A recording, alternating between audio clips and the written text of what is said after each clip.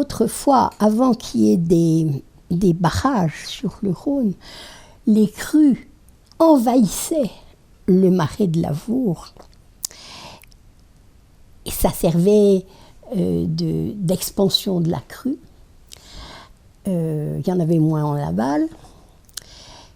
Et ça maintenait le marais à l'état de marais.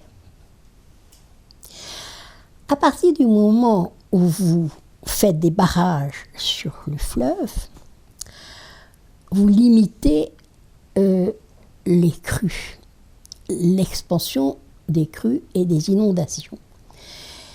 Ce qui fait que le marais de Lavour a été beaucoup moins inondé à partir du moment où on a fait des barrages.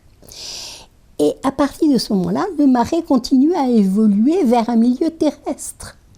C'est-à-dire que la végétation va se développer, on va y avoir des saules qui vont pousser, des aules, tous ces arbres qui sont typiques des forêts alluviales.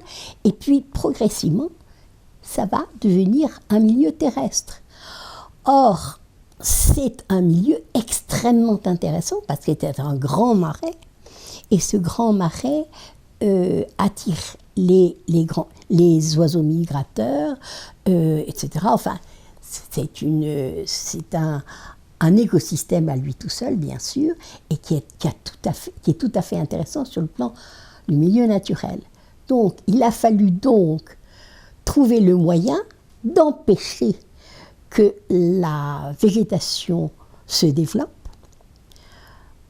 Et pour ça, on a mis des